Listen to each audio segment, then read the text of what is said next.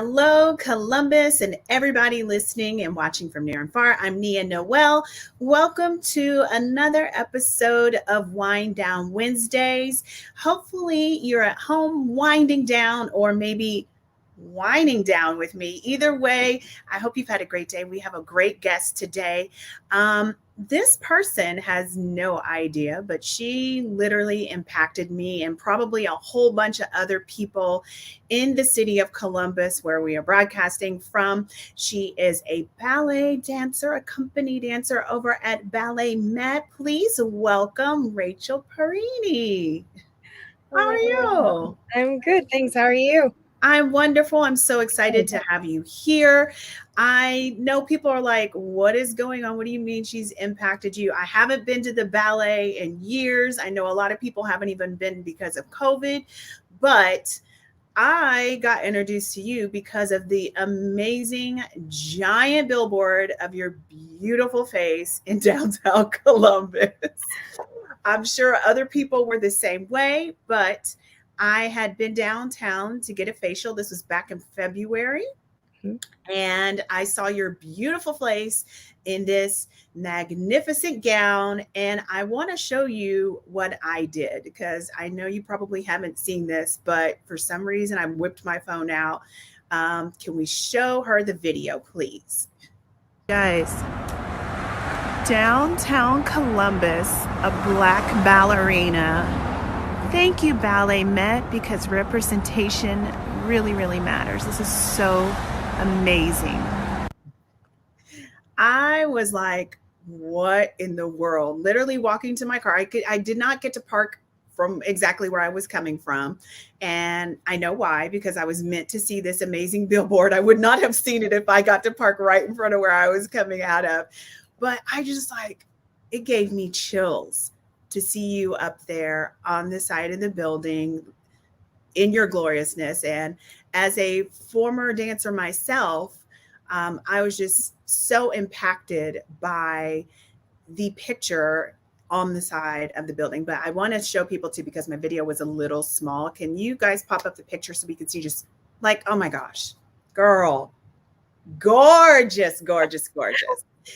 Do you realize, when you did this, did you realize like what kind of impact it was going to have on people? I had no idea, especially because we actually did the photo shoot months before, and we were all told that it was going to be a part of a marketing campaign Ballet Met was running. We knew that there would be they were going to have the digital bus station, they were going to have billboards, they were going to have the news benches, but nobody knew what was going to be where, what size.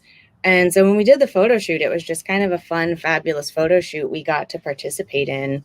And my boss, Edward Liang, was throwing the fabric for the dresses, and we had a fan going, and our photographer, Jen Zamuda, is just outstanding. And so she captured a bunch of fabulous images of a bunch of fabulous people. And I didn't find out that they were going to use my picture for the wallscape until maybe a week or two, I think, before they put it up. And our production manager, I can't remember if it was Jamie or Lynette, that told me, yeah, we're going to use your picture for there's a 90-foot billboard we're going to put up. And I didn't really have a scale for that. I didn't know what 90 feet looked like. Yes. And so it went up. I didn't see it until our marketing director, or I'm sorry, our photographer and one of the women in marketing drove me out to Gay Street. I had my eyes covered, and they filmed my reaction, and I cried. I cried a lot. Yeah. I was overwhelming because I'd certainly never seen myself like that before. And I mean, we'd only seen the thumbnails of the pictures, so I didn't know how pretty it was until I saw it and it was 90 feet tall. But it also, I'd never seen any Black woman in ballet on a billboard like that. I was able to see, I take it back. I did see the Firebird banner in New York City when it was a picture of Misty Copeland. But that was already surreal in a different way when I went to the performance. And so this was something that I never expected to see in Columbus, never expected it for myself, never expected it would be a Black dancer. And I'm still seeing that picture. It's very emotional for me because I didn't know what that would feel like. And all I could remember, or all I could imagine was what if, if I could have seen something like that when I was little. Yeah. And I didn't. I'd never seen that. And it just so happened to have gone up in a year that my whole family was able to come see a lot of people in my family were able to see Nutcracker. So my mom and dad saw it, my sister saw it, my grandmother, my aunt, an uncle, my cousin. I have an aunt and uncle and younger cousins that live here, and they drove out and met us there to see it. And it was just, it was special in a way that I don't think I was prepared for it to be.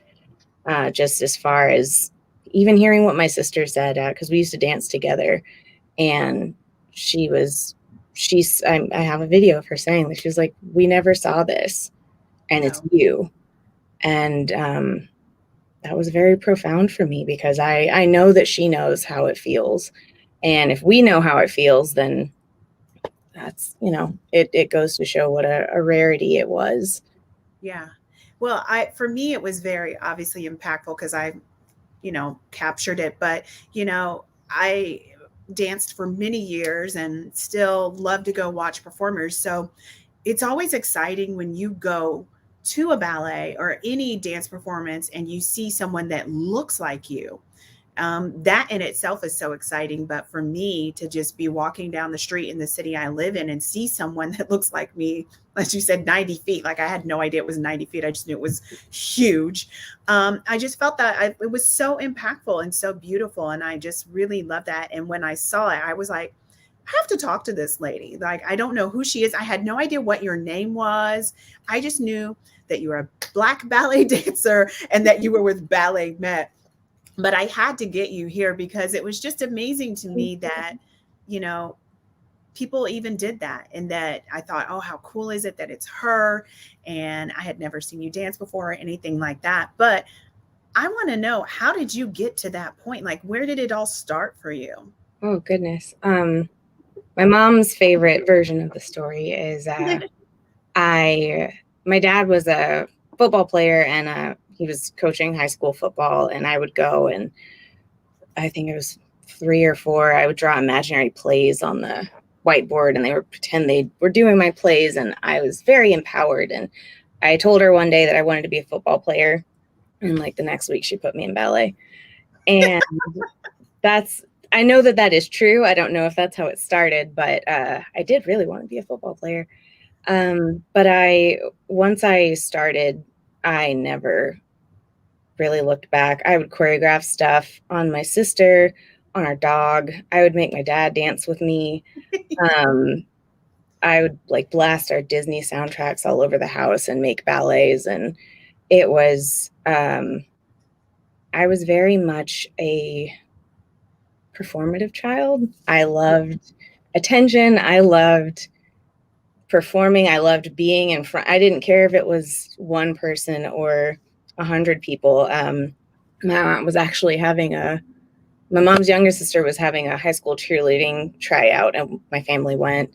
And there was a break, I think, for deliberation, and my parents looked around and they couldn't find me. And I had made my way down to the center of the court and was imitating the cheerleaders that I'd seen, and the people laughing and applauding just gave me more energy and more life, and I kept doing it, and I never really looked back.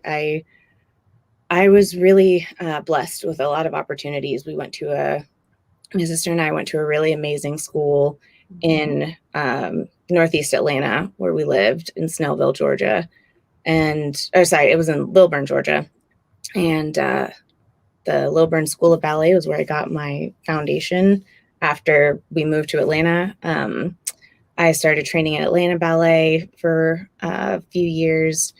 I moved all by myself to Philadelphia, Pennsylvania. I was 17. I was a junior in high school, and I went to a ballet conservatory there.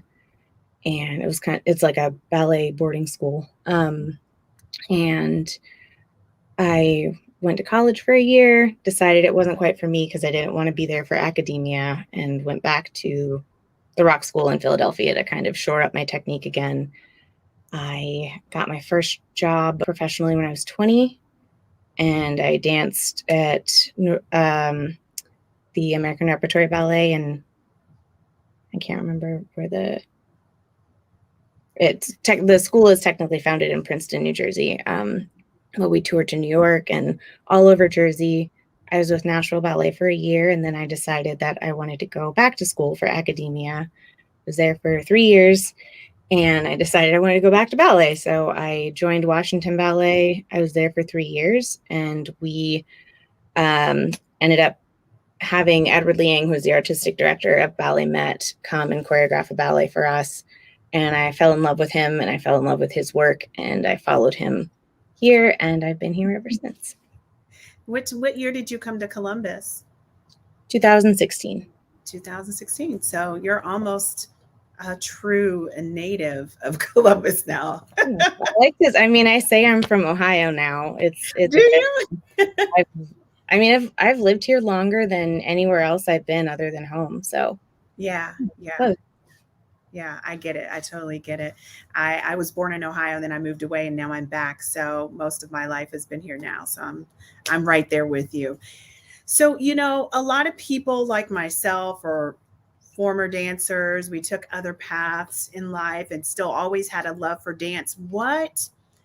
And it seems like from your story that you were like, let me try academics, and you're like, no, let me go back to dance, because it seems like maybe the dance world was always pulling you back. Is that how it was for you? It very much was. The first time I stopped dancing, I was going to say quit, so I had air quotes, but I didn't really quit. I stopped dancing because I went to Florida State University, and I started as a dance major and kind of realized that if I'm going to dance, that should speak for itself, and I didn't necessarily want to major in it. So I tried to major in psychology, which was something in which I was interested, and I just wasn't ready to be in school Yeah. and to dance. And so thankfully my parents were very supportive. The Rock gave me another scholarship to come back, and I was able to shore up my training and audition and get a job. And then after Nashville Ballet, I didn't have the best experience there, just because not every company is for every person. And I got seriously injured. It was my first big injury. I tore my calf, and it kind of put a lot into perspective where if this happens later down the road when I'm older and it's harder to bounce back, that's the end. And I didn't have a plan B. I hadn't finished college yet. I didn't know what I wanted to do. I didn't even know really what I was interested in. And so I kind of got a little burned out that year and decided I was going to quit. That's when I actually quit ballet. And I was in school for 2.5 years. I majored in political science, and my minors were in international affairs and Italian. And in my head, I was going to go work for the government. I was going to move to Italy. I was going to be a foreign service officer. I was going to Way far away from where you are live in Julia. It was going to be great. And it actually was. I was the year, I think it was my junior year, I was at home for the summer, and I was in the basement of our house, and I got a Facebook message from a woman named Andrea Long Nadeau, who was, she used to be a dancer with New York City Ballet, and then she joined Dance Theater Harlem. And she was one of my icons growing up. I kept everything that had her picture on it. I like had a magnet on a magnet with like a cutout of her on our refrigerator. I was obsessed with her.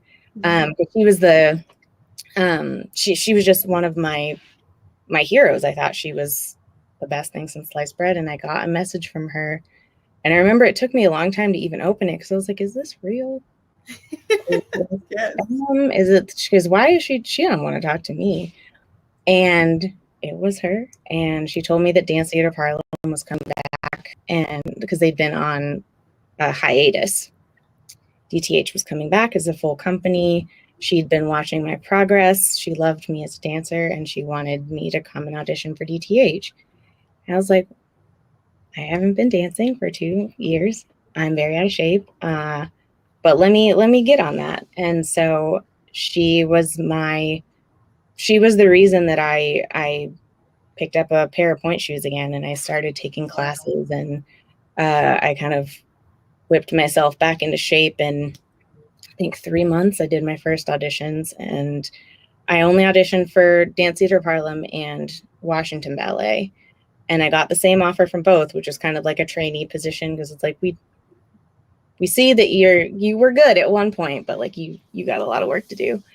And I ended up taking the Washington position only because my parents were currently at the time my parents were living in DC, and it would have been a good fallback if I ended up needing a place to stay, if I would have a support system. And it also, if I decided like, oh yeah, this is why I quit ballet, I don't like it anymore, then I was in a great place to use my major, as opposed to, not that New York is not a great place to live, and I would have loved being there.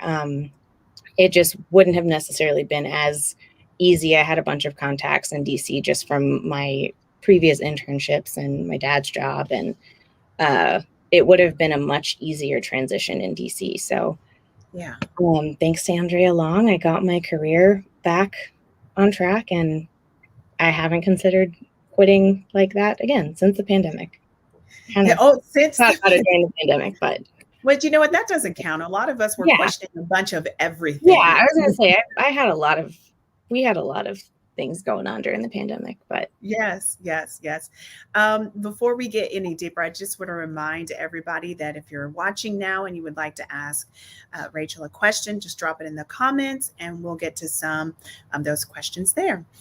But so I want to know, for you, what was it like, getting back into something that you had been away from? Because a lot of people, I think, go through that. We have a love, we step away because we're just not 100% sure that that's when we should be, or, just different circumstances. But coming back into something you love and doing it full time, what was that like for you? it was humbling, especially because, like I said, they'd offered a trainee position, which is kind of the lowest. It's the highest level of the school. It's not the studio company, and it's not the company. So, Right. For me at 20, I believe I was 24, 25. I was the oldest trainee. There was a girl who was 17. There were girls who were like 17, 18 years old, and I think I was 24. And I also knew what I used to be capable of. I used to be a jumper. I used to be a turner. I was a show off when I was back in my day. And Yes. going back and realizing that I kind of I had done enough to thankfully make an impression on Septime Weber. Yeah. Enough for him to say, I'm going to give this girl a chance. Yeah. But it was humbling to kind of be in a situation where I'm realizing I have to start from the bottom again. Yeah.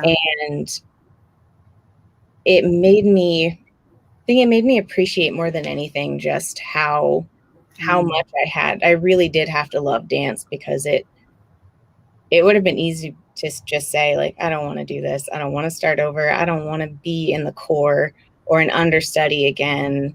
Yeah. There were girls who were my age or younger than me that were doing soloist and principal stuff. And so kind of making your ego take a back seat so that you can give yourself the opportunity to get better, was hard for a little while. But then once I started getting better, and I started getting, I don't want to say recognized, but I started getting better parts or getting opportunities to learn things or understudy Yeah. things that some of the other trainees maybe weren't ready to do, because he did know that I had been, I had done soloist roles before. So he knew that I had the capacity to do this part if I needed to. And so as I kind of worked my way back up, it was that much more motivating, because I was in a bigger company with dancers there were some dancers in that company that I had been looking up to and following for a very long time. Maki Onuki and Jonathan Jordan and Sona Karatian were all like, they had been with that company for a very long time. And so being able to finally live out my dreams of dancing with them, Yeah. it made all the difference. Yeah. So. Yeah. And I can't imagine what that's like to actually work with somebody you admire. So I just imagine how overwhelming and probably also motivating that was for you as well. Because I think for myself, if I'm going to be working with somebody that I admire their work, I'm going to work extra hard to impress them too, because I want them to know I'm good too. Like, I'll never forget the first time Maki complimented me. Gosh, that was 7, 8, 9 years ago. I will never forget that. We were in the hallway yeah. at the community center, and she was like, "Girl, you are so good. You should be in the company. You're really good." And I was like, "All right, I'm done. That's like, I don't care what happens anymore. I'm set." But it was, yeah, it was amazing. It was one of those things where I kind of had to pinch myself. There were talents in that room that I'd heard of from competitions, or they'd been with the company for a while, or they were with another company that I could only dream of being in. And that was definitely a dream come true.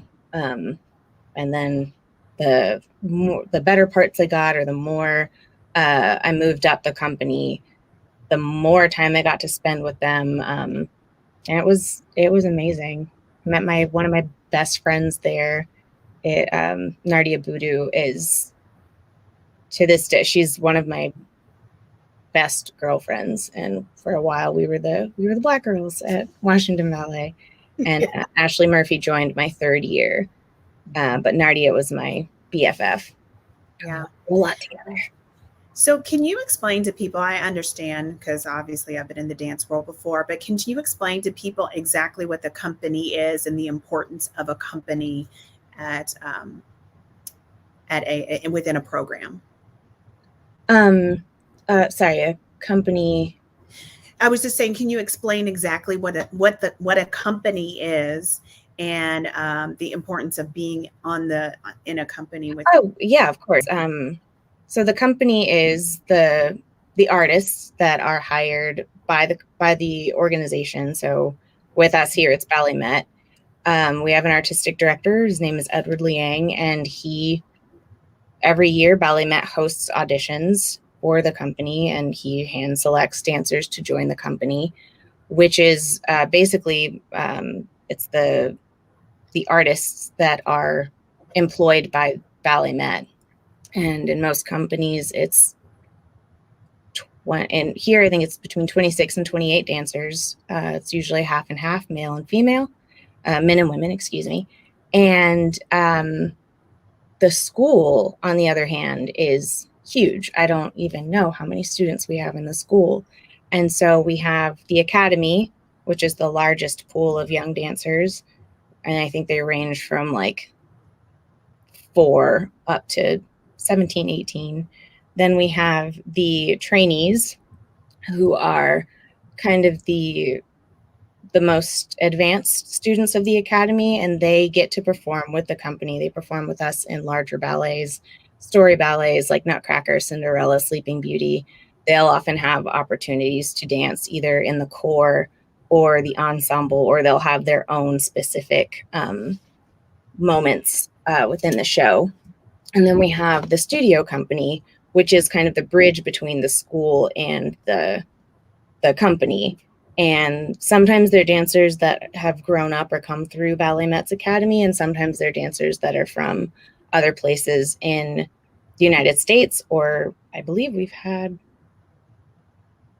actually, I'm not sure if Ballet Met has had international studio company members since I've been here. but they can come from anywhere. And the goal, they usually get better, not, I don't want to say better opportunities.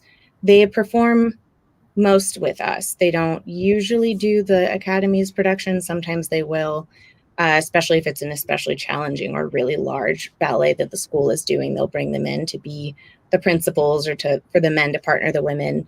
But for the most part, they either do lecture demonstrations around Columbus for schools and for events.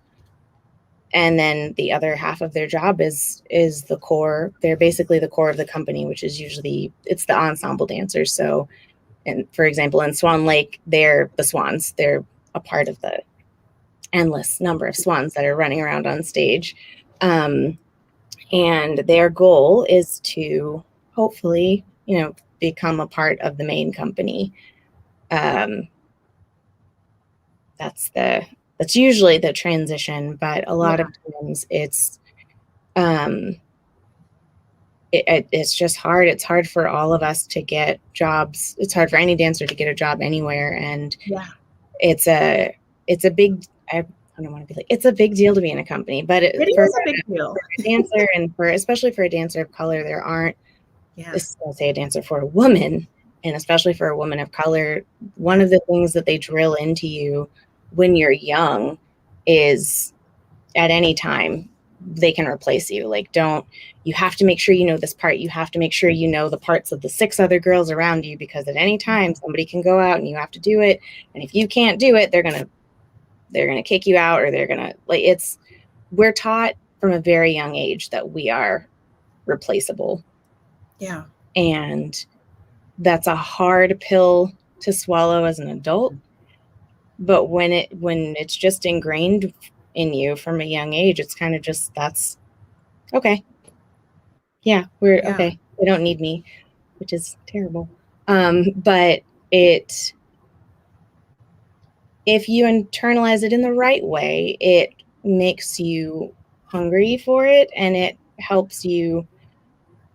can help you to kind of be motivated to just keep it up, because it didn't have to be you. It doesn't have to be you.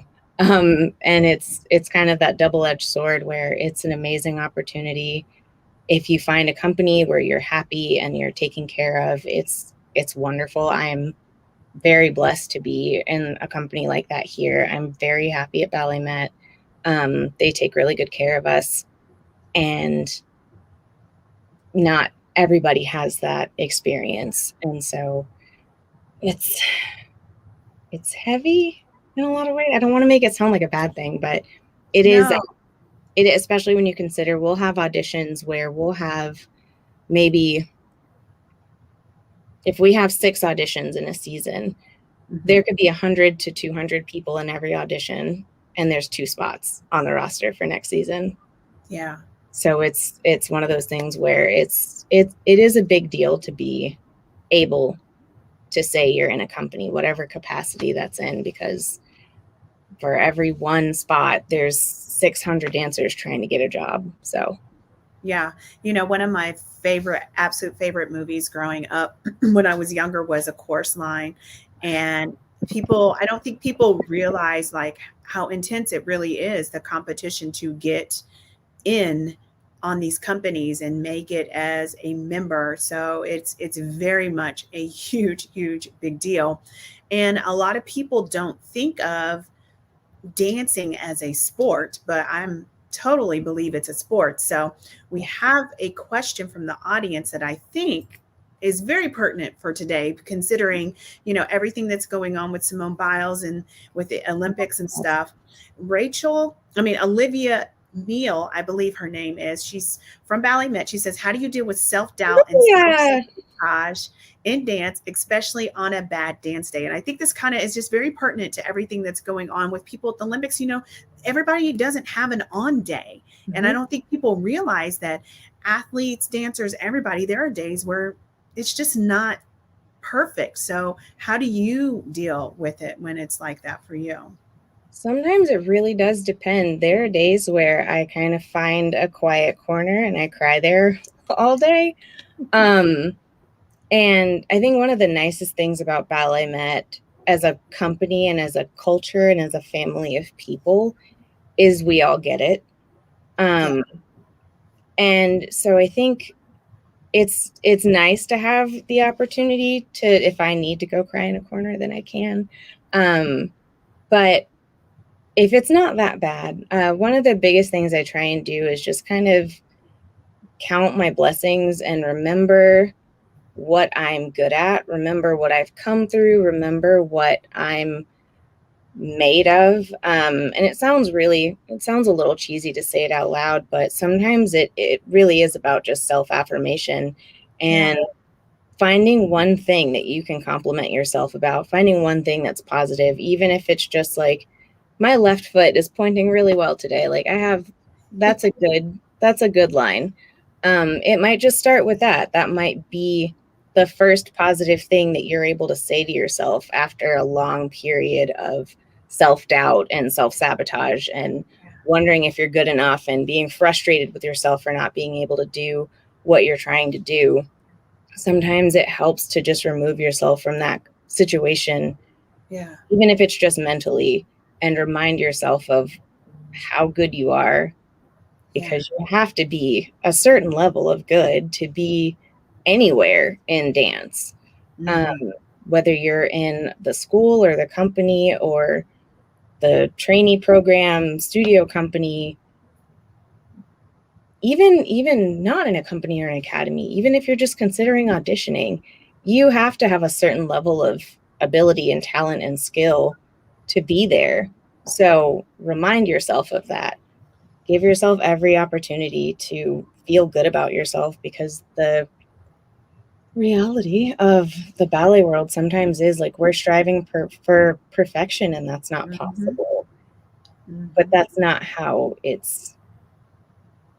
we internalize it as artists and perfectionists. And especially if it's coming from the front of the room, or if you see somebody next to you who's like nailing the step that you keep struggling with, which happens to me a Yes. lot.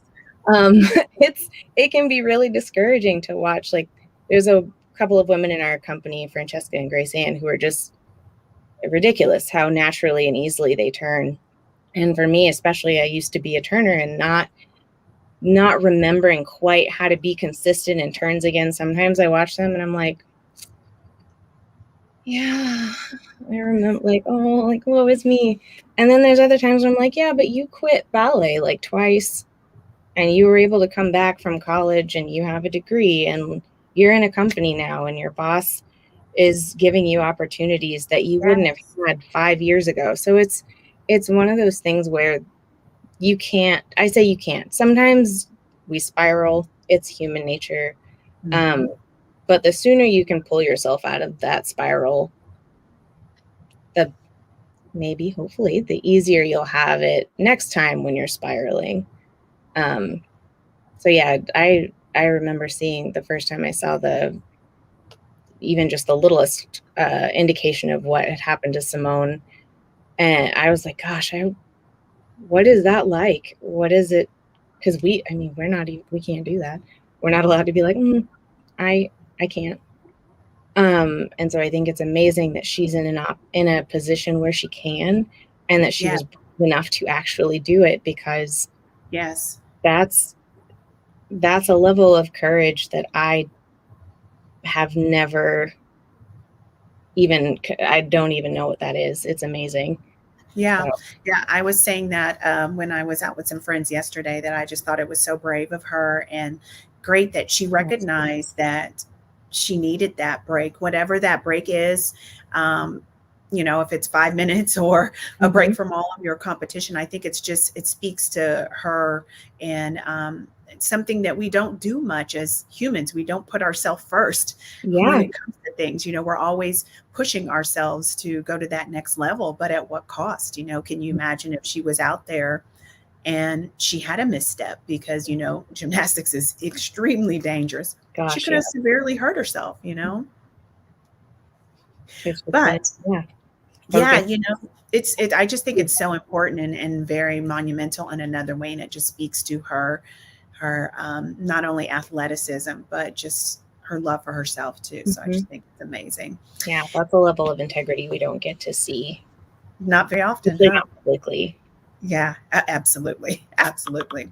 So I'm sure that there's probably some young girl out there that loves to dance and is needing some advice on what she should do to start. What advice would you give someone that possibly has a talent and loves to dance? What should she do, or he? I say just dance, even if you can't do it in a structured way, even if you can't find a studio, or if tuition is too expensive or it's not close.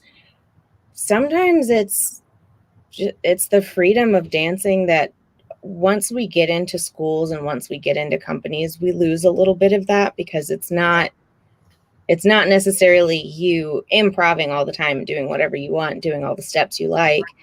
And so I would say that the first step is just dance wherever you are, wherever you can, wherever you get an opportunity, just do it, even if it's just in your living room. Um, then as far as looking for schools, it really is just, sometimes it's a matter of what's closest. Sometimes if you know that you want to be a tap dancer, you have to find a studio that teaches tap. Yeah. Um, but it's something that I think I hope that it becomes a little bit more accessible Mhm. um, soon, because it is, especially ballet, it's so expensive, It and is. it's it always breaks my heart to hear that there's a girl who wants to do ballet and she can't because she can't afford it. And more schools are trying to offer scholarships and stipends and offset that cost. But I mean, it's like point shoes are $60 to $75 a pop, and there are people like me who can go through a point shoe in like less than a week. When you're young and you don't know how to take care of shoes, sometimes it's a day. And I mean, to that, I say still just try to find an outlet, try and find a way to dance, whether even if it's just following along with someone on YouTube. There's so many classes that you may not be able to get like all the corrections and everything, but I feel like it would be naive to say like just follow your heart and it'll, because unfortunately it is, there is a structure, and there's an etiquette that you learn, and there's technique, and that's all very important. Yeah. But if you love dancing, there's also other forms of dance. There's other ways to kind of express that side of yourself. And if ballet is truly your passion, then I would never say don't pursue it, because I believe in following your dreams and your passions and your heart. Um, but if you can't get into a ballet class right away, see if you can find another kind of dance to satisfy that need for a little bit. The first time it was in college, I wasn't really dancing, but I wanted to dance. And so I joined a Latin dance team, and I discovered how much I love salsa. Um, it's, it's that double-edged sword, because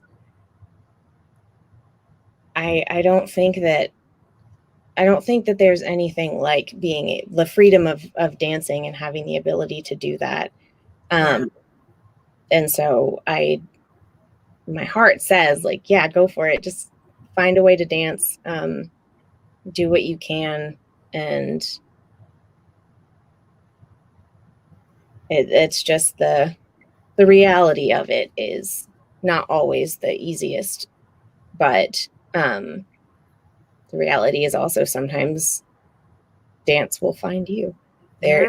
There's people who have there's companies that have programs that go into schools and teach a class, and if they see somebody with potential, they'll pull them out and give them scholarships to the academy. So I don't think that the answer is ever like, oh well, you can't dance. um, I think it's always, let's see what opportunities we can find. Sometimes it's at the Y. I know Misty Copeland started at the Y. Yeah. Well, like you said, there's so many programs out Mhm. there, and the privilege of the days we're in now is that we have the internet and social Mhm. media find so many things. And like you said, YouTube, there's so many ways Mhm. to get out there and learn. So I just think that that's an amazing advice to literally, and it sounds so simple, like you said, but to just get out there Right. and dance and get moving, you know? And there's I, like there's people, some of us teach private lessons online, like virtually, and that started during the pandemic, but it wasn't anything I ever thought about until someone reached out and asked if I would coach them. I was like, shh, yeah, actually, why not? yeah. Absolutely. So there's always a way. Life finds a way. So speaking of the pandemic, it hit everybody in a way that we just did not think it would. I know when they shut our office down, I was like, oh, we'll be back in 3 weeks. I thought it was literally like a 3 week a month thing. Like, shut it down. We'll be back quickly. But what was it like for you guys at Ballet Met? I know you all already were rehearsing for everything you had for the year and making these plans, costumes, everything. And then what? Like, what happened with you all there? So it was devastating. We were in the middle of a rehearsal day for Carmen, Mm-hmm. which was a ballet that had been brought back by popular demand. Both the choreographer and his rehearsal assistant were there from Spain. Everyone, but most of the company was just so over the moon to be doing it either again or for newer dancers like myself for the first time. It was something that I'd heard so much about. I was so excited. We were almost done learning the whole thing. We were getting ready to do run-throughs of the other group.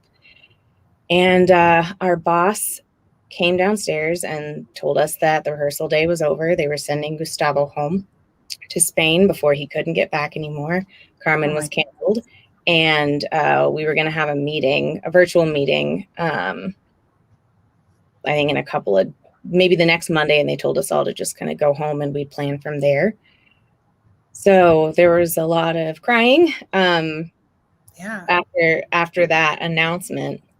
And but we'd hoped that we would be able to come back for our last program. We thought that maybe, like you, we thought that it was gonna, oh, okay, well, maybe 3 weeks. Like most of us Yeah. left all our stuff in our lockers. We didn't take stuff that, it's like, oh, I'll just leave that. It's fine. I don't even know what's in my dance bag, but we'll be back. And then we weren't for a year almost. Oh, over a year, because that was in March. And well, we didn't return to stage for over a year, but we were, I think March 12th was our last day.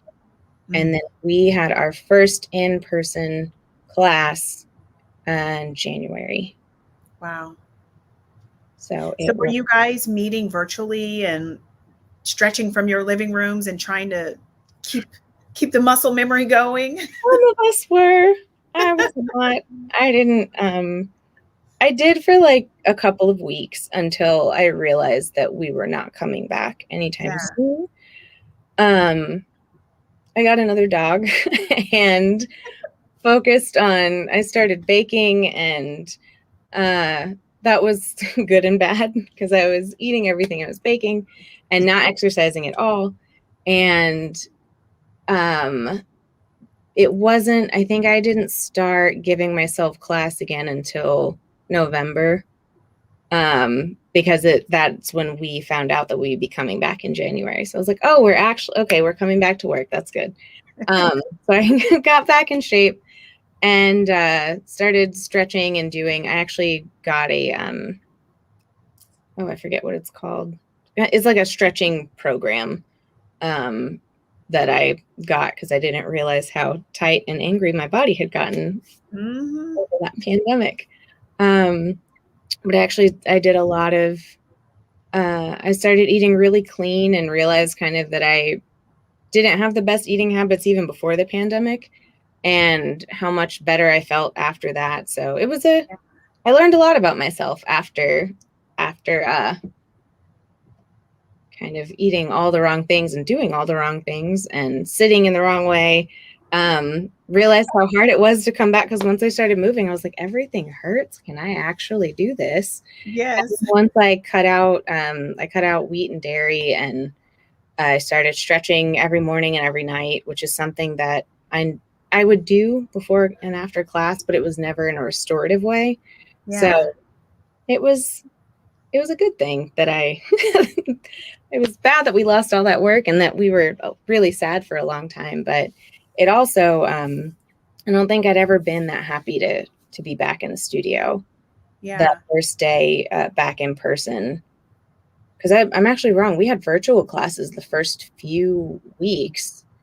We were virtual in our homes. We were doing class and rehearsals in our homes, which was hilarious to watch people's pets running around and I some people can't with babies imagine. walking past. It was amazing. But Yeah. then once we got back in person and we started rehearsing, it was kind of life changing. Just because I knew how much I missed it, but I didn't realize how fulfilling it really was Yeah. until it was taken away. And it wasn't my decision. I didn't quit. I didn't walk away from it.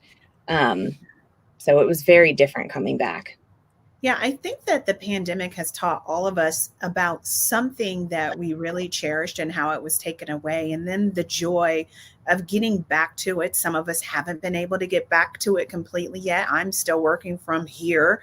But, still, there's all kinds of ways that I think that we learned all kinds of things from this pandemic. And even physically, you talked about physical and your body being mad at you. I haven't been dancing, but I've had some ailments too from watching Netflix and not going to the gym and everything. I just think that it's very interesting how all of this has come to play for us in ways that we just didn't think it would be. So you guys are back in the studio and Ballet Met is back and doing productions. Tell me what's going on with Ballet Met this year. We finished our last show January 26th. Oh my goodness. June 26th or Yes. 27th. 26th for my pod, 27th for the other pod. So we're actually on a break right now for the summer, and we will be back in the studio starting October 18th. And our first production of the season will be Nutcracker. Yes, one of my favorites. I Yay. feel like it was something that I did every year with the family because, what do you do for the dance from the family? Oh, you take her to wherever you're living to see the Nutcracker with your family. So, to me, the Nutcracker is a classic that is just, if there's a dance company, why aren't you doing the Nutcracker? Like, Sometimes it's definitely, and it's usually the gateway ballet. It's kind of like you yeah, said, people take their kids or grandkids to the Nutcracker to see it, and you either only keep the tradition of Nutcracker, where it's like, oh, this is more interesting than I thought. Like, what else are y'all doing? Um, so this will be last season was the first time I haven't had a Nutcracker in a very long time. And I was excited about the no Nutcracker because sometimes it's like, especially once you start hearing the music in commercials and in the grocery stores and it's everywhere. from it can get hard. Um, but it is such a magical ballet. It sounds really corny, but it's really special. So I'm very much looking forward to being back in the Nutcracker and actually being excited to hear all that music again. Because it's a special one. So be a fun first program. Yeah. What has been your favorite production that you've done so far with your career? Oh goodness. In my whole career, Yes. I oh it there there's a lot. There's one William Forsythe's In the Middle, Somewhat Elevated was a ballet that I have wanted to do since I did a project on it in high school. And I finally got to perform it. It was my last year at Washington Ballet that we did it. And that was like a bucket list ballet for me. So that was, I, I want to say that was my favorite, but I have a lot of favorites. It's nice to be able to have a lot of favorites. Yeah. And being in a company that has a lot of really diverse repertoire, we rarely do the same. Other than Nutcracker, we never do the same thing. Maybe we might repeat. Like this year, we're repeating Giselle and Cinderella a little bit sooner than we normally would have. But it's because they're the fun, like, come together family ballets that most people know and recognize. But I have a lot of favorites. I love Giselle. I love Sleeping Beauty. I love Swan Lake. Edward Liang is our artistic director again, and he is a choreographer. And so we get to do a lot of the ballets that he's either created on Ballet Met or other companies. There are times where he'll create original works on us. So we've done world premieres. We do lots of world premieres by him. I love his choreographic style. He has a ballet called Murmurations that is one of my favorites that I've done of anybody's ballet. It's gorgeous. I remember the first time I saw it all the way through in rehearsal with the first cast, I cried. It's really, really pretty. Valcana Paroli's Lambarena is another of my favorites. It's a marriage of traditional West African music and ballet, and the music of Johann Sebastian Bach. So it's amazing. Yeah, I've been fortunate to have a lot of favorites. It's hard to choose one, right? It's like saying which trial is your favorite. I can't. I know that feeling. So, I know you guys are on a break and all that, but talk about the special and project that you're working on. I think you said coming up in October. I am doing a guesting with Tulsa Ballet. It's myself and I believe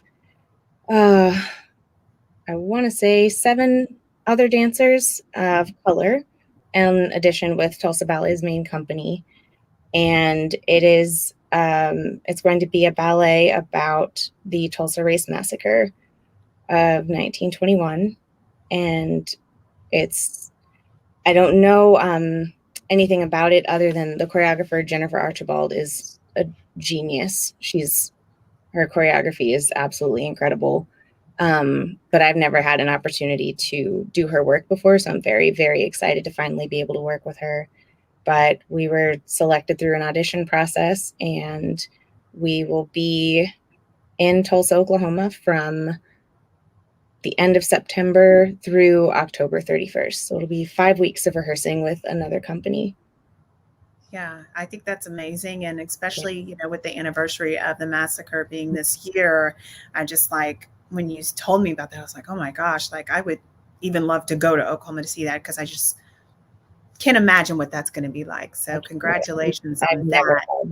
I've never had an opportunity to do, and I've done a couple of ballets about the Holocaust, which I think is probably it's not similar in any good way, but as far as emotionally heavy and very meaningful work, I think that might be the only relevant experience I have with something so serious and so tragic and such an important moment in human history. So I don't want to say, I feel like excited is not the right word, but it kind of is. Just because I've never had an opportunity to do anything like this, and so many people haven't, so many dancers haven't. So yeah, I think that's really cool and very impactful, especially for what our country has been through and the transition that our country's been going through in the last year with all the Black Lives Matter movements and everything like that. So I think that's going to be amazing. We have one more question from the audience. It's from Olivia again, and she said, how important do you think it is for an aspiring professional dancer, especially of color, to maybe advertise or promote themselves with pictures and videos on social media like Instagram? Do you think social media, do you think dancers should be putting themselves out there? Do you think it's important? I think it all kind of depends on what you're looking for and who's looking for you. I don't think that there's anything wrong with it at all. I know of people that have gotten auditions, and I know of people that have gotten jobs from social media. But I think the tricky thing with social media is that we tend to only put the best stuff on social media. So I think that if we're going to, if it's about advertising or promoting yourself on social media, I think it's important to be as transparent as possible, because the last thing you would want is for someone to think that they like you, bring you in, realize that you don't work for the company, and then let you go. Yeah. And grant that could happen anyway, but it's just one of those things where I think that I think it can absolutely be a powerful tool for getting your name out there, getting people to know that you're out there, especially as a dancer of color, because there are so few of us. Yeah. And I know Olivia, and she's extremely talented, and I know that there is absolutely merit in having more people be able to see you. So I don't know. I don't want to say that it's not important at all. I just think that it's a matter of using it in a way that's actually going to benefit you. Yeah. Yeah. Being more strategic and wise about Yeah. how you use it. Yeah. And again, just being transparent, because it's like, if you're a really good turner, absolutely post videos of yourself turning. Yeah. But if you're not a strong jumper and you don't ever show yourself jumping, and then they hire you because you're a short girl and short girls are supposed to be jumpers and then you can't jump, it's kind of one of those things where just make sure that if you're going to advertise yourself on social media, be honest about it. Because people also, like, people could absolutely be drawn to, like, oh, I can fix that. I can, we can work on her extension, or we can fix her pirouettes or whatever. But if they don't feel like they really know who you are, then you're just another girl posting on Instagram, like posting the best parts of herself on Instagram. So you, in my opinion, and this is as someone who doesn't use social media that often, you want to show yourself. It doesn't have to be, well, I'm not good at this, so I can't put it up there. This isn't a good video. I think if it really is about just getting people to see you, put it all out there. There's no, I think it's actually more detrimental to not put it all out there, because people know what they're getting and they know what they can and can't work with. Yeah, and I think that's great advice, because everybody always wants to put the best on social media. And we all know that life is not always the easiest. You don't always look glamorous. That's why they need filters. But, I think, I think it's very humanizing to put your true representation out there on social as well. So I think that's really, really sound advice. But we've been talking a minute, and I don't want to take up any more of your time. I want to thank you so much for being here and chatting with me. It's kind of cool to see the beautiful ballerina on the billboard downtown sitting here talking with me. And I want to remind everybody that Ballet Met, all their information's on their website, balletmet.org. Buy tickets to go see Rachael and the entire company, because they've been working really hard since coming back from, as I call it, the panini, to come back in the world and get on the dance floor. I'm going to buy tickets and I'm going to come see you this year. Definitely. Thank you so much. I'll be looking forward to it. I'll be there. Probably the inappropriate one, like, woo woo, go girl at the end. No, we love that. Edward has started encouraging that now. Oh, good. Because, back in the day, you could just, and that was all they wanted you to do. Yes. But thank you so much for being here with me, and thank you to everybody that was at home or in the car or wherever you're watching from. Share the video with all of your other friends. Maybe you know an inspiring dancer. Share it to her or him, because this is some great advice. And like I said in my little video short, representation matters. We'll be back in 2 weeks for another episode of Wind Down Wednesday. Until then, have a great day and stay safe, everybody out there.